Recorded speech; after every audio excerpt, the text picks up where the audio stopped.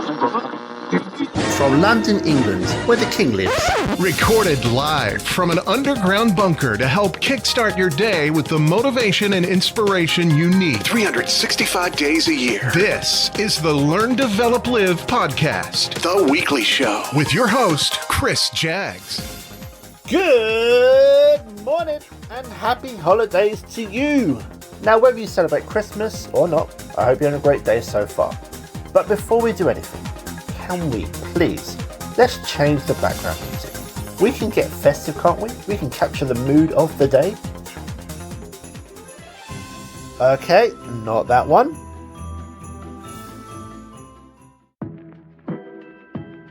Oh, this is a bit too quiet. Please do talk amongst yourselves. We're almost there. Here we go. We are back on track. So professional. So yes, if you are listening to the episode today, thank you for being here. I hope you have an incredible day, whatever you're doing. And if it's after Christmas Day, I hope you had a great one. Back in the retail days, all I really wanted for Christmas was a day off. But then most people are back in their shops on Boxing Day. Where is the time to recover from being asked the same questions every single day? Now, the other thing about Boxing Day is, you know that bit? There's that week, there's a few days in between Christmas and New Year's. No one really knows what day it is, no one knows what day they're on, no one knows what's going on.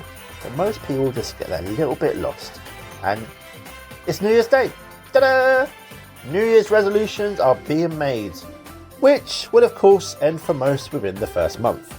Now, fun fact for you, did you know 95% of those resolutions are actually fitness based? Yet 43% of people expect to quit before the end of January. Just what was the point? Anyways, beside that, 2022 has been a crazy year full of bad news, struggle and a lack of motivation for most people. But if you made it this far, you're still doing well. Now, I've always tried to bring any kind of motivation to anyone, and that won't change. But how things are at the moment, for a lot of people, I hope you're able to make the most of how things are going for you. I hope you're okay, and there is light at the end of the tunnel, eventually. Now, in preparation of this episode, I had listened back to the 2 previous Christmas Day episodes, and they don't really have a structure. But now, today, this episode, we have a structure. Dun dun dun! I thought I'd pick out a few funny stories, maybe a poem or two, and anything else that comes along the way. So, let's have a look at what I found on the good old interweb. Starting with a short, funny poem, we have Snowball by Shel Silverstein. And it goes a little something like this. I made myself a snowball, as perfect as can be. I thought I'd keep it as a pet, and let it sleep with me. I made it some pyjamas and a pillow for its head. Then last night it ran away, but first it wet the bed. And yes, that's kind of the tone of today's episode, so enjoy. But next up, we have a few funny Christmas related stories. The first is taken from the Yahoo Life website, and it's called The Redecoration. I'm a big sleepwalker, and I was spending my first Christmas with my girlfriend's parents. On Christmas Eve, I went to bed after a few whiskies and woke up in the morning feeling like there was something someone wanted to tell me. I was taken downstairs where I'd apparently rearranged the entire living room, including moving around the grandfather clock, sofa and Christmas tree, while I was sleepwalking. Next, we have a few from the Business Insider, so here is the first. It was the first holiday party in my office that they'd hosted for years. Naturally, many employees were eager to take advantage and enjoy the well-earned drinks. I was tentative at first, but joined the fray once I saw upper management were fully committed to the good time, i.e. getting completely hammered. I quickly caught up to the pack, thoroughly enjoying myself and telling many stories. Unfortunately, I got a little too caught up in the moment and, at the climax of a particular story, swung my arms in the air for emphasis. As I did, my hand hit the bottom of a beer bottle just as my colleague put it to her lips, causing her to hit herself with it. After the initial shock had worn off and she cleaned up the spilled beer, she turned to tell me she was okay.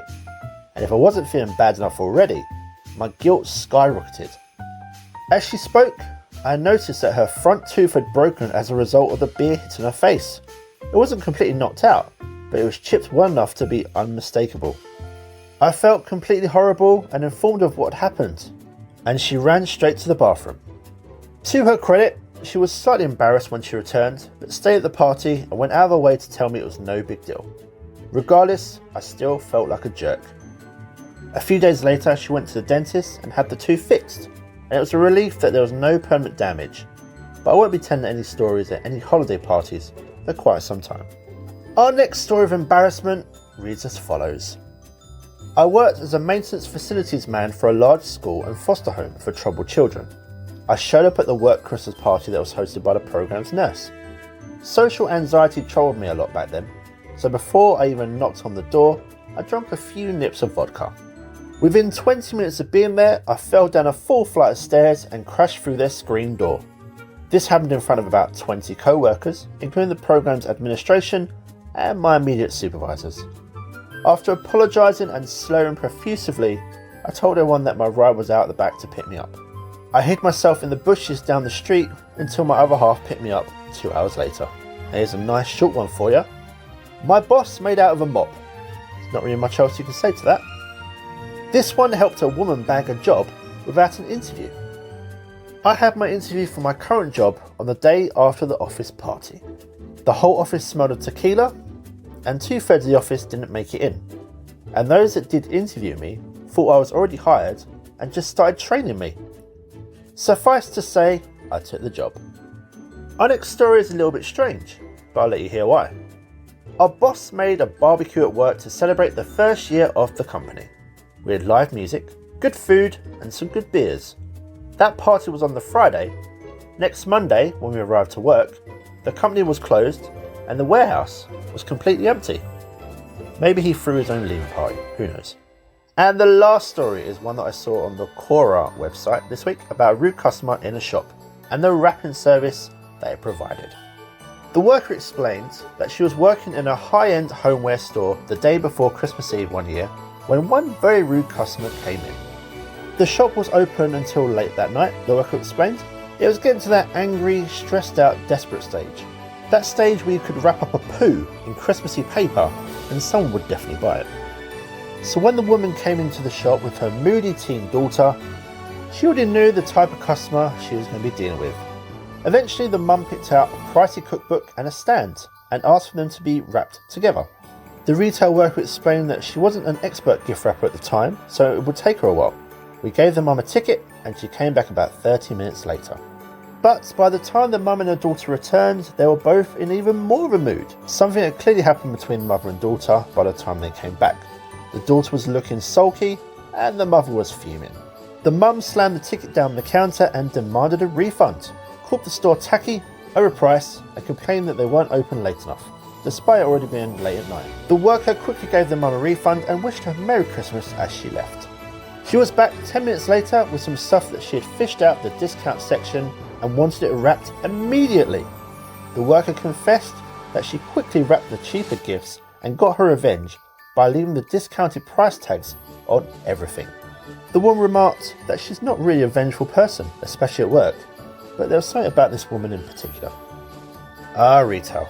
How I do not miss those days and all the wonderful joys they didn't bring. Now next, I did come across some Christmas facts when putting this episode together, so here's a couple to help dazzle and amaze, maybe, your friends and family. In the 1823 poem, A Visit from St. Nicholas, which originally introduced the world to Santa's reindeer, two of the flying creatures had slightly different names. Donner and Blitzen were instead Dunder and Blitzen, which is a Dutch way to refer to thunder and lightning. In the world of toys, 28 Lego sets are sold every second, and they said plastic toys would never work. Okay, next one. We all know those Hallmark Channel films, don't we? Well, a lot of the biggest Hollywood movies take a few months. On the other end of the spectrum, the super popular holiday movies that Hallmark are able to put out at such an impressive pace only take 2 weeks to film. The Rockefeller Center during the festive season is well known for the huge Christmas tree, but did you know it has over 25,000 lights on it? We're going out to space amongst the stars for the next one. The crew of NASA's Gemini 6A space flight got into the Christmas spirit and made history when they played Jingle Bells on December 16th, 1965, earning the Jolly Jingle the Guinness World Record for being the first song to ever be played in space. Well, at least that we know of anyway. In other news about Jingle Bells this week, the original sheet music written by James Pierpont in 1875 sold for £19,000. And did you know it was actually written about Thanksgiving? I didn't know either. Next up, if you gave all the gifts listed in the 12 Days of Christmas, it would actually equal 364 presents.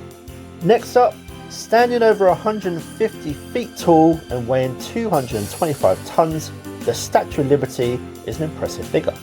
And since it was considered a holiday gift when it was given to the US by France in 1886, it is officially the largest Christmas present in the world. Now that is a lot of wrapping paper. Moving on, the first ever Christmas card, according to the Guinness Book of Records, from 1843 was sold for £20,000 in 2001. I think I really got carried away with the whole Christmas fact, but I've learned so much. Our last one, I promise it is the last one. This is about the NORAD Santa Tracker, and I'm sure plenty of people have used this to see where Santa is on the big night.